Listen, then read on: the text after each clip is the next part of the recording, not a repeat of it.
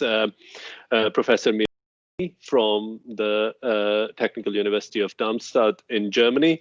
I could spend a good 10 minutes just introducing Mira, given all the work that she has done over the years. She is an expert on software technologies and software engineering and programming languages, but has done a lot of work around security and privacy in software systems.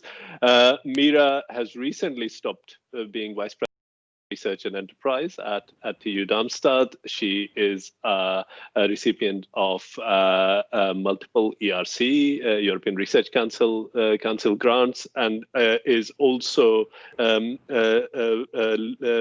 a leading part in a new AI center that has been set up at Darmstadt, again under her leadership as Vice President for Research and Enterprise.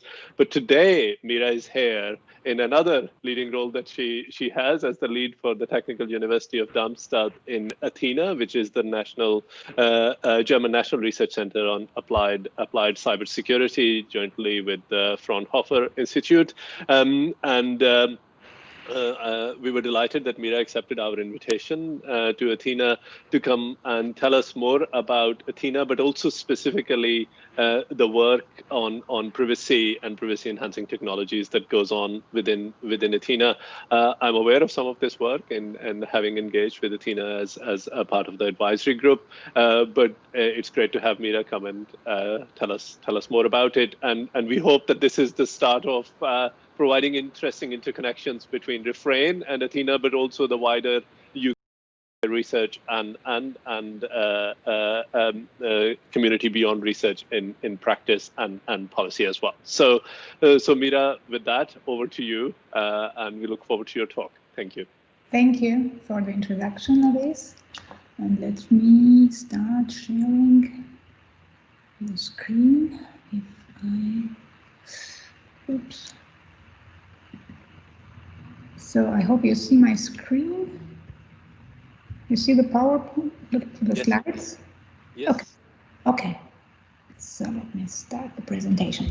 Okay. Yeah, again, thank you for the presentation, Aves. I'm happy to be here. We have a long tradition of collaboration, and I also hope that the two centers will also find new ways to collaborate with each other. As Aves already mentioned, I will introduce a little bit, give an overview of the German National Center for Applied Cybersecurity, ATHENE, in Darmstadt.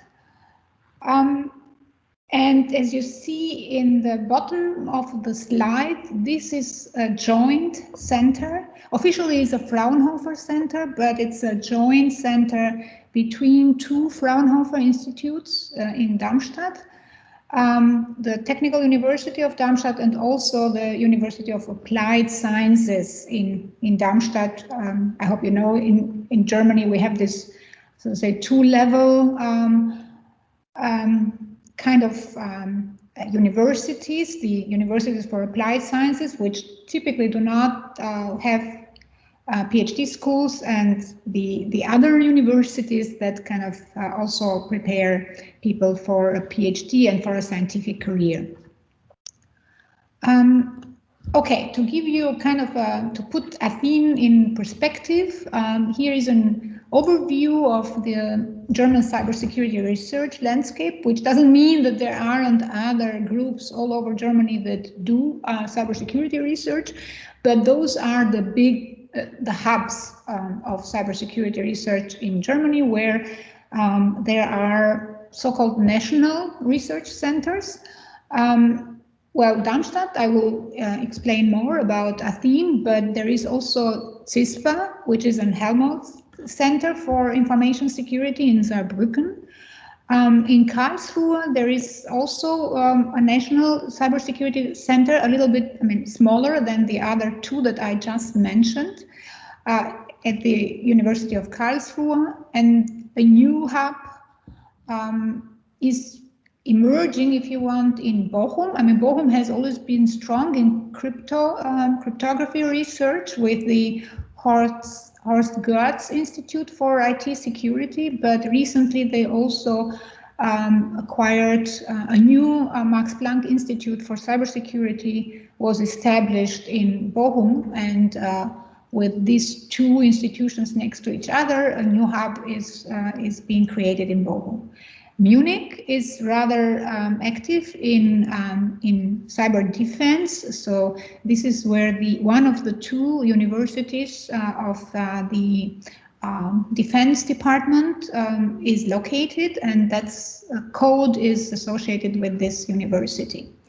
What makes Athene different from the rest is first, it's really an integrated center, bringing together universities and Fraunhofer institutes. So in Bochum and also in Saarbrücken, kind of you have two institutions, let's say, next to each other. In Saarbrücken, you have CISPA, the Helmholtz Center, but you have also the university, whereby most of the cybersecurity research that was at the university so far moved to CISPA. In Bochum, you have also these two institutions, like the Max Planck Institute and the university, while in Athena, we really work together. We have joined missions, and the research here is mission-oriented, inspired by the DARPA missions, which is also a characteristic of Athene, and the emphasis is here on applied cybersecurity. And also agile, kind of, we have this, this kind of, it is expected that we react in an agile manner when things happen that need to be taken into consideration, like, for example, now the pandemic. Size-wise, kind of right now it's 500 employees, and it will grow to 750. So in the it was founded in 2019, and it's growing every year until 2026, where it is expected to have a budget of roughly 37 million euros per year. Athene has a long history, if you want, because it started as a Löbel Center. This is an excellence initiative of the state of Hesse, where Darmstadt and TU Darmstadt is located. This was founded as long back as in 2008. It went for almost 10 years, and then the federal government joined in, funded a research center also on cybersecurity, and eventually in 2015, they got together to fund together, so federal government and the state government, this center called CRISP, which since 2019 is funded then as a permanent Fraunhofer Research Center. Well, we say we are the largest of the 4 federal research centers in Germany. I think they are more or less similar when it comes to size. 3 of them, like Bochum and CISPA. Yeah, and I mentioned that it's jointly funded by federal government and the local government, which is also a characteristic of Athene, which you don't find in the other centers. Our mission is to support the digitalization of government, businesses, and society from the perspective of cybersecurity and privacy protection, making use of our application-oriented research and development. So in Athene, excellent science is important, but as important is also applied science, and going up to transfer to industry, society, and creating new startups in the area is also part of our mission. Being a center of basically a joint center of 4 institutions, this kind of shows up also in the organization of Athene. So Athene is led by the Athene board, which has representatives from all institutions, and as mentioned, representatives board for TU Darmstadt together with a colleague of mine, Matthias Hollig. And the others on this slide are representatives of other institutions, and Michael Weidner, who is also leading the Fraunhofer Institute on Cybersecurity, is the overall lead of ATHENE. And of course, we have an advisory board, and Aves mentioned in his introduction that he knows quite well ATHENE because he is in our advisory board, among other renowned colleagues from all over the world, which I'm not going through the names.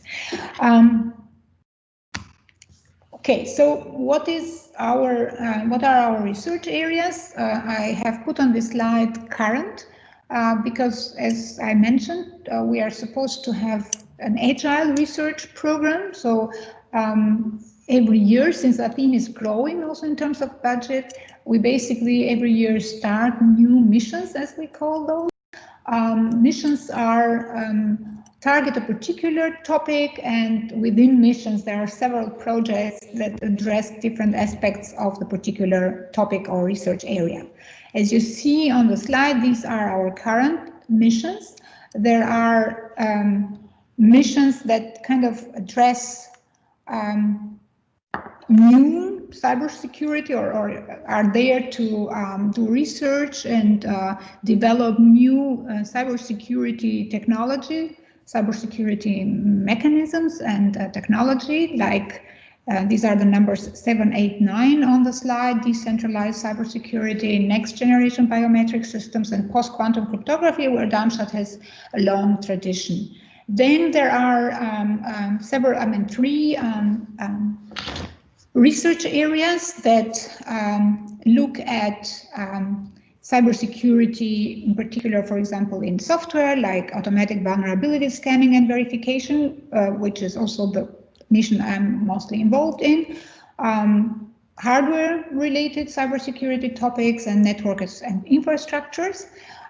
Then there are three of them that look at applications like secure autonomous driving, secure urban infrastructure, and security and privacy in artificial intelligence, plus two that kind of look at assessing or cybersecurity and privacy. First, assessing, kind of developing methods to measure somehow, to assess and quantify the quality of security, but also one mission, which I will mention a little bit later on also, which looks at the price, if you want, of privacy. So kind of trade-offs between the value of data for the economy and the value of data and the privacy of data for the individuals. To give you some examples of achievements so far, so what we do, for example, on the right top corner, develop scanners for discovering vulnerability in software ahead of time, or scanners that look for secure or insecure usage of crypto components within application code. So the assumption being developers are not crypto experts and crypto APIs are not easy to use. So how can we automate the process of integrating crypto components into application code, doing so in a secure manner? Because there are a lot of studies out there that show that typically crypto APIs are used in an insecure way, which kind of makes, no matter how secure the crypto algorithms themselves are, when they are used in the wrong way, it doesn't bring much security. But there is an area that looks at media forensics. For example, it's the analysis of the Strache video. This was the politician from Austria that was involved in some scandal in Spain. It was people from ATHENE that analyzed this video for authenticity on behalf of Spiegel, which was the discovered the scandal. But we also look at threats of digital voice assistants, like there has been several analyses of Alexa, Siri, and co.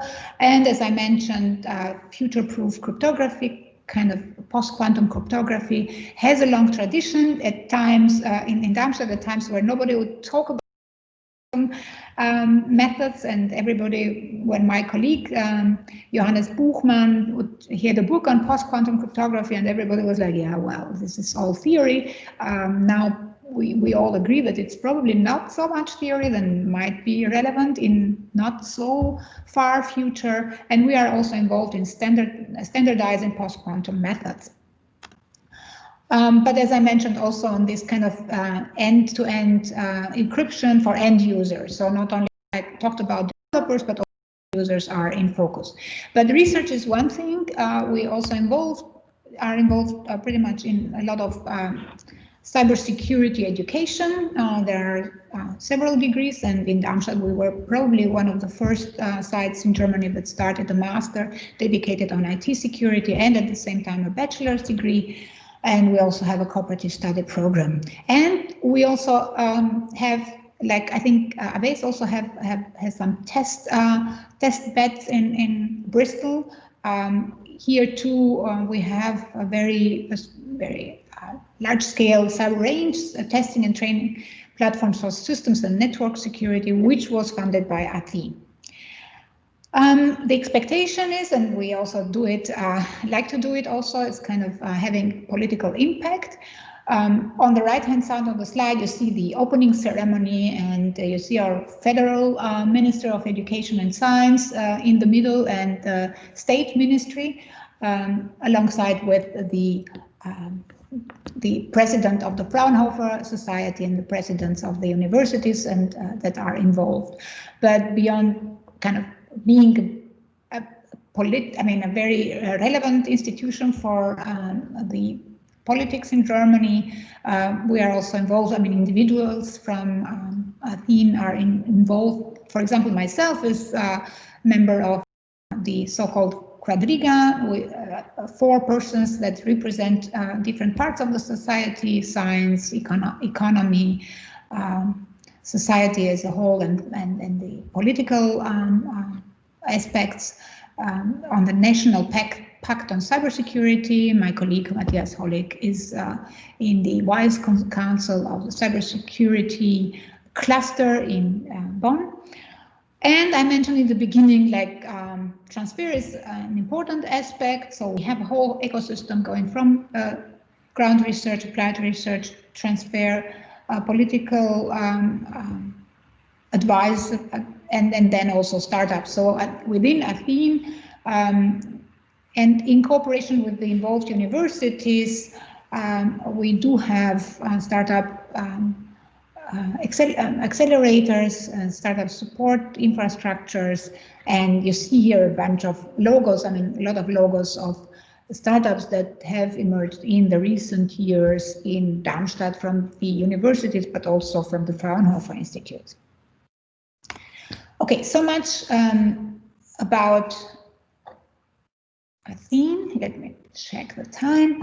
And ABES asked me to say a few words about our privacy-related research topics, research projects within ATHENE, which is not all of the research topics that we have in Darmstadt, because there is, for example, also in parallel to ATHENE is also a DFG, which is the German Science Foundation, big collaborative research center dedicated on cryptography-based security solutions, where also a lot of privacy-enhancing technologies and research is going on.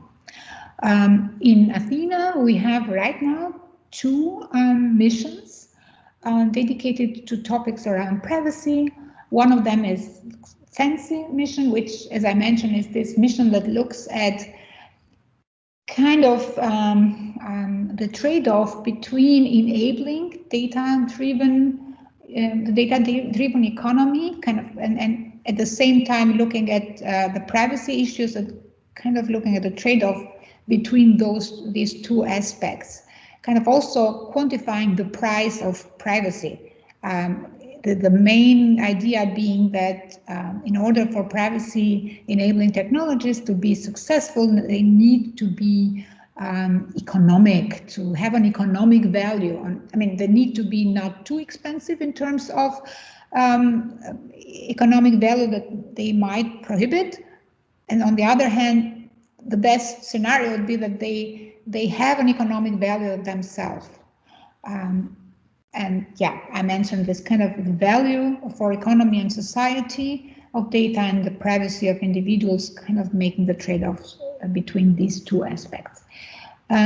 Just now we are starting a new mission where the key topic is how can we build trustworthy data ecosystems. So with the increasing digitalization of the society, the amount of data is growing. This is no news that I'm telling here, but the new thing is that while in the past organizations and companies have mainly tried to leverage their data, resulting in data silos, the trend is going into the direction of sharing data without losing control over the data. So there are several movements which you see a little bit on the slides, like the EU data strategy talks about common data spaces, the Gaia X project between the especially starting with Germany and France together to build, so to say, the European decentralized cloud to enable sharing, companies sharing data without losing control over their data. The question is, how can we build such infrastructures that enable sharing data, but at the same time respect data privacy, whether it's sharing data between companies or whether it's sharing data between individuals or sharing data between individuals and companies. I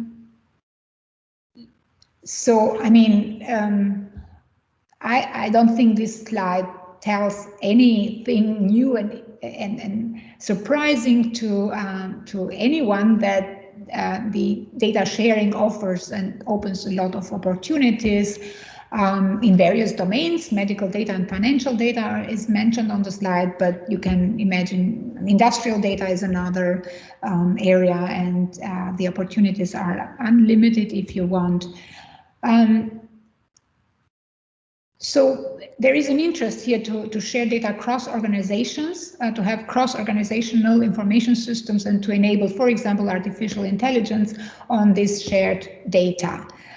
We are right now, a project just started, for example, all the financial institutions in Frankfurt, which is next to Darmstadt. We are only 20 minutes apart. There will be a German financial cloud being built. So all big banks and financial institutions in Frankfurt, and we are also part of it, are looking at building a shared decentralized cloud and looking at use cases, how to use this cloud, for example, to do AI on shared data. It's obvious that none of the banks wants to share the data with the others, with the competitors, but yet they would like to have the possibility to use data across organizations for services. And this is the kind of the topic of this mission, because nowadays, in order to share data, basically what we do is we have centralized services, which has, of course, advantages.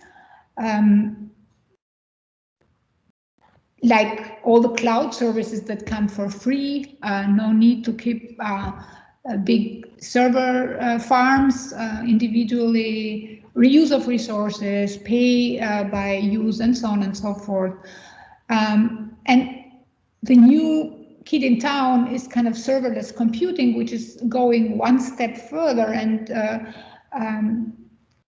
kind of encouraging companies to get rid of their local servers at all, move all their data and functionality with the big four, Amazon, the Lambda architecture, or Microsoft is pretty big, and Google in this business, which would mean, on the one hand side, this offers companies to get rid of all the problems and issues they have to manage the data themselves, but on the other hand, they lose if this comes through, I think they will lose not only control over the data of their customers, they would lose control over the services and so on and so forth. So there is a huge price to pay for this.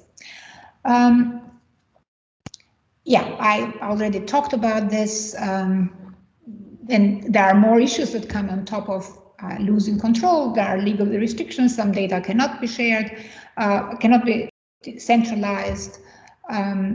Data privacy, data tampering, single point of failure is a problem of any centralized infrastructure.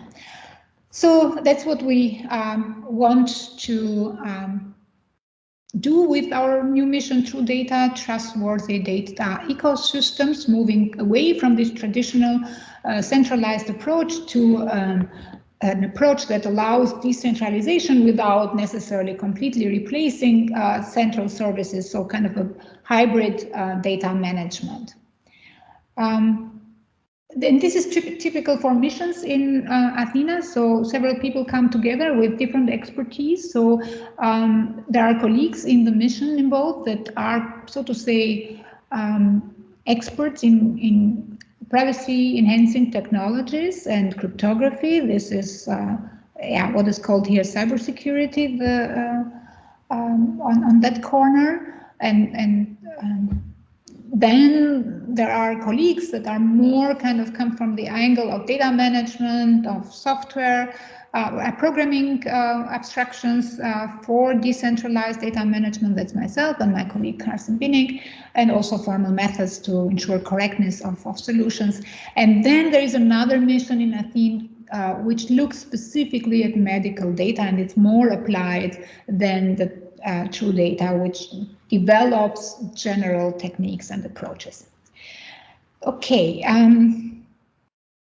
yeah, I think I have to, my project in this mission, I'll say a few words about it more, is on trusted personal data, building kind of a trusted personal data ecosystem. I mean, this is kind of news. We know we have lost privacy, basically all of us. The net knows basically everything, more for some of us, less for others who are less, let's say, app addicted. But kind of we gave up our privacy for free, so-called free services, and for basically the economy did it for kind of better, supporting better advertisement. But we are at a time where kind of we have a broken system, if you want, because yeah, I mentioned the economies, the enterprises are losing control over their data and services for simpler access to technology. We, the citizens, have lost control over our privacy and are locked in vendor-specific solutions for the sake of free services and ease of use, and also states are losing control over the data economy. So there is a need that we change this. And you could say, okay, we have now in Europe GDPR, but my personal experience is that basically, of course, it's a great thing to have it, but we need to turn it into automatically enforceable technology. I mean, technology that automatically enforces it or makes it easier for companies, for developers to enforce it, and for users to understand the implications. Because right now, what happens is that basically we are warned about the excess that happens, and most of the time, most of us, I would claim, say, okay, I agree and move on because I want to access the service, and nobody has time, and it's not really fun to read these long specifications about the utilization of data. So, and here is kind of a citation by Sir Tim Berners-Lee, who said the web has evolved into an engine of inequality and division. sown by powerful forces who use it for their own agenda. So he also claims that we have reached a critical tipping point when we need to move forward with powerful changes. Okay, so in TRUData, the idea is actually simple. So we have gone from these old-fashioned fat apps where data were managed locally to the other extreme, where in order to access services, we basically, and to have the ease of use of the tech infrastructure, to ease of collaboration, managed services of clouds, we have kind of given up all our data, centralized all the data. And the thing is there a way when we can bring together this, the best of these two worlds? And I write here that with TRUData, we aim to turn the vision of serverless computing upside down. What does it mean? All of us have these small supercomputers in our hands, our devices, which are quite powerful in the meantime in terms of computing power. Can't we build kind of a personal cloud on our computers, eventually using other clouds out there that we trust, in order to use it to store our personal data and run services on it? So instead of sending the data where the services are, why not storing the data in our devices, in our computers? Of course, ensure that there is collaboration and is managed by some kind of a cloud infrastructure that runs on top of these decentralized devices, and then have the services come to our personal cloud, as I call it. This is, I mean, the simplest example, I think, is this Corona tracing app. For a very particular kind of data, of personal data, and for a very particular kind of functionality that processes this data, we have built such an infrastructure with the app. It's very specific. So can we generalize from here? That's kind of the goal of TRUPEDA, and build a general purpose infrastructure on which we store the data and let this data be processed in a privacy preserving way. And here we plan to build on top of our research on programming abstractions for applications in cloud environments, which was funded by ERC, and Aves mentioned this. We ended up basically building programming abstractions for decentralized clouds without really having had this as the goal in the beginning. And then we want now to make use of the results for supporting this trustworthy personal data utilization. That's what TRUPEDA stands for. Very roughly, I mean, the idea is that we would have a personal data store. It itself kind of decentralizes the data, keeps the data in different devices that we typically have, keeps separate identities and data organized according to different identities, different roles that we have, each of us. We can share data with our partners. We can replicate eventually data with our partners, people that we trust. And then there are, I mean, service app stores, if you want, service depots, where we can, I mean, the services, the features that needs the data come to this run on the pod, and the pod is at the same time a decentralized data management unit, but at the same time also an secure execution unit, because the services run on our devices. We have to make sure that this is highly secure execution environment, and we are looking at using domain-specific languages to restrict the expressivity of the languages that are used to write services, so that there is information flow control built in through these languages. All in all, I think, I mean, technology alone, no matter how successful we or others that are working in this space will be with building new kinds of clouds and new technology, we need a movement in the society, in the economy. Technology alone won't solve the problem. I'm convinced about this, but the good news is that we are at a point where there is a lot of movement that might turn into changing our paradigm. First, there are startups that are emerging, like one by Tim Berners-Lee himself. There is a very interesting startup in Germany we collaborate with, this Poly. And there are projects like Decode. I mean, I just mentioned 3 here. There is the whole movement of the EU with trying to break down the giants and their monopolistic approach. So I believe that there are several important aspects, movements right now, which maybe make it the right time to push forward with these decentralized data, personal data management approaches. And I mentioned this startup in Germany. Let me say a few words about it, and that's it then at the end, because I find it very interesting, this combination of, they are building right now a cooperative for the European Union.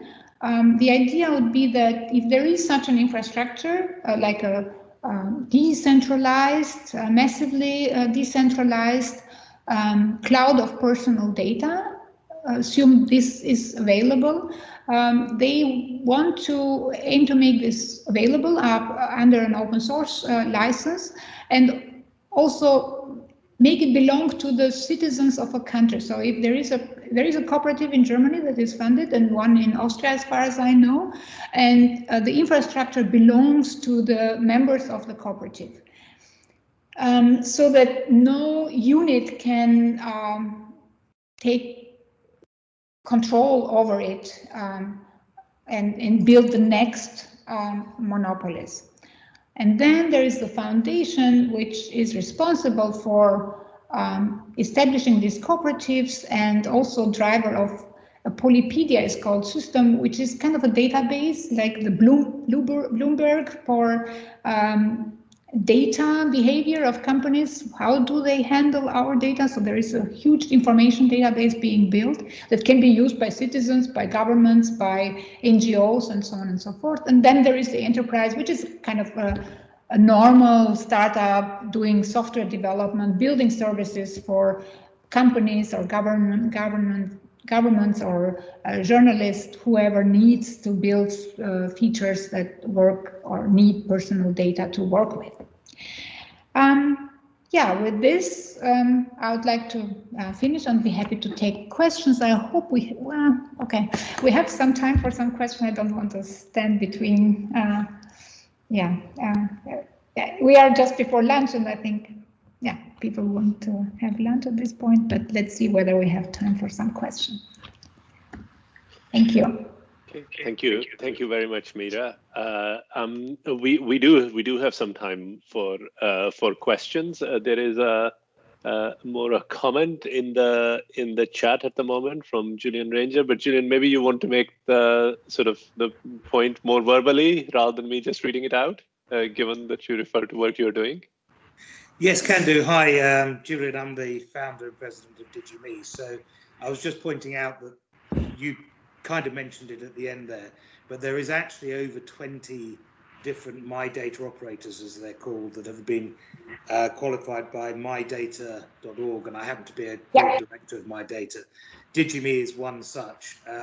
So I was really just pointing out that this is very much not theory, it is actually very much a proactive thing happening, not only in Europe, but actually worldwide. So obviously we're part of this whole project, so happy to be here. But I just wanted to highlight that what you were saying was very much the direction of travel, and very much a live thing right now, and people are building services on these platforms right now. And the real benefit, just to really cover it, we often, and Rephrain is all about privacy and security and stuff, but we often forget the key reason why these human-centric solutions are here, in that it frees up the data that can't otherwise be shared. So you can only aggregate rich data about an individual actually at the individual. And by doing it, you actually end up sharing more, which is a good thing because it's shared more, but with privacy, security, and consent.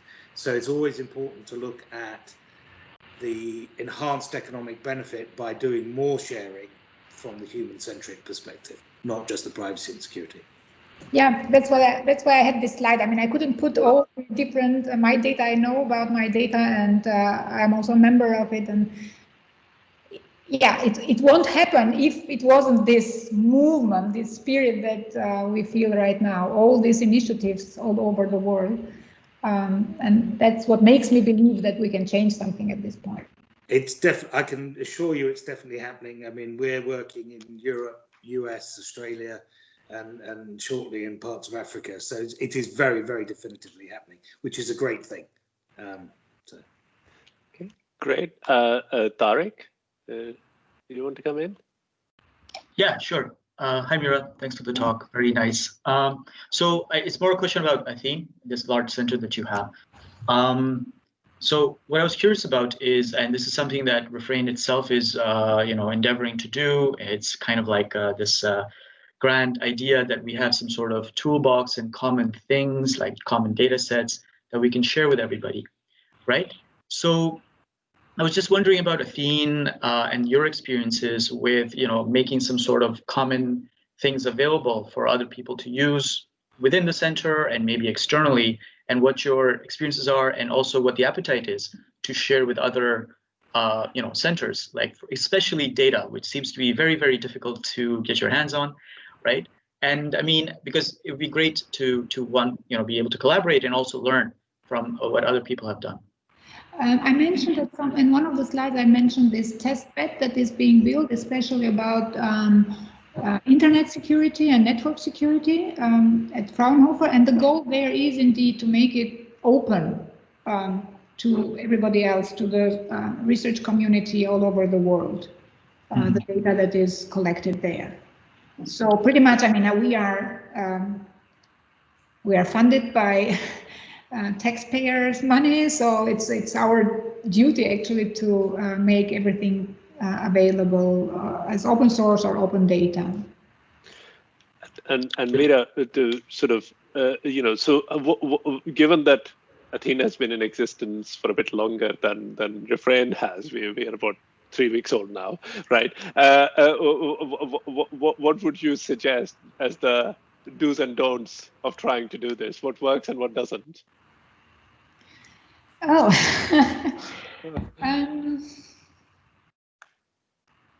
that's a difficult question.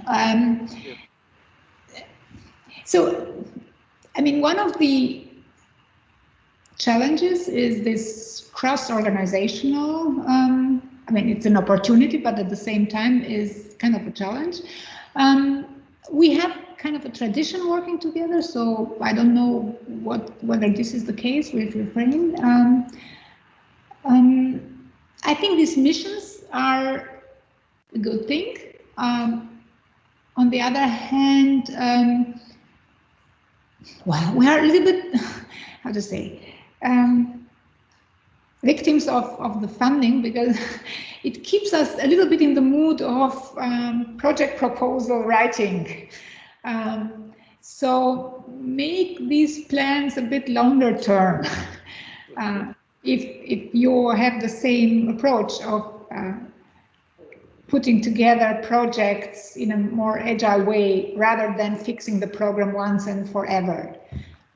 So this trade-off between designing the program once and then go for it versus being agile and start new missions once in a while. I mean, we are still in the mode of doing it every year, which is a little bit too much probably. So find a middle ground between a very static research program and work program and a more agile one. So we are still in search for this middle ground there. And also reporting. I mean, being so huge, this is kind of on the one hand side, is great to have so much funding in cybersecurity for cybersecurity research. On the other hand, this also means a lot of reporting, at least in our case, because there are two institutions that fund the center. So two governmental, two ministries. So it means also a lot of reporting. Finding there also a middle ground in the sense of how often reports are written and so on and so forth. Okay. Thanks, Mira. I suppose before, I was going to say we should stop here, but I'm going to replay a question that I was asked in the last session by someone, which was that, you know, can we have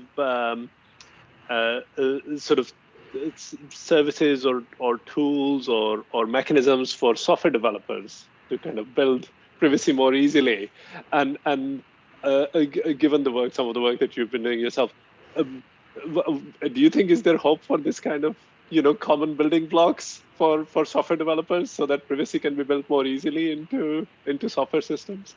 I do think, I mean, otherwise I wouldn't do this research on Cognitive, where we look at kind of automatically ensuring secure usage of crypto APIs in that particular case.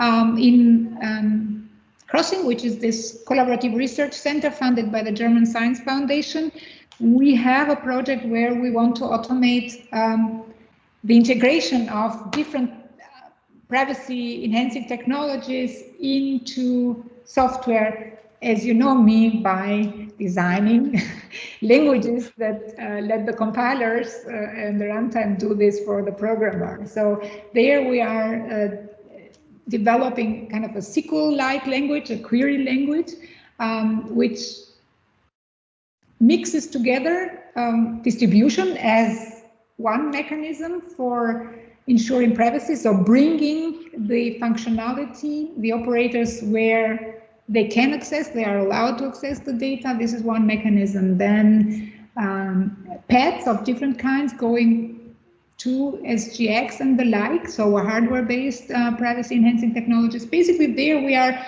mixing together this kind of optimizing, which has been query optimization for speed, together with query optimization, if you want, for privacy. So I do believe, but we have no other way. I mean, the poor developers, they need support at a higher level because it's very difficult. Okay, thank you very much, Mira. If we would do a sort of a clap if this was in a real setting, but thank you very much for taking time, especially as you have another event at which you're speaking as well. So we really appreciate it. So Louise, over to you back now. So. Thank you, and thank you very much, Mira, for making the time. It's really good to hear about some of the activities that are going on across the continent. Thank you all also for attending this morning's session. We hope to see you back this afternoon if you're able to make it, and we were able to accommodate it, of course. As we mentioned, we are planning to, we will have another international speaker, Damon McCoy, joining us from NYU. We'll also have a really interesting panel session which will be chaired by Madeleine Carr, the Deputy Director, challenging some of the issues that we'll be facing and from a policy point of view. And then we'll also be entering into the first of our, what we hope will be a series of scoping sessions over the next 6 months or so. We've posted the doodle poll again in the chat. Please do, if you are planning to take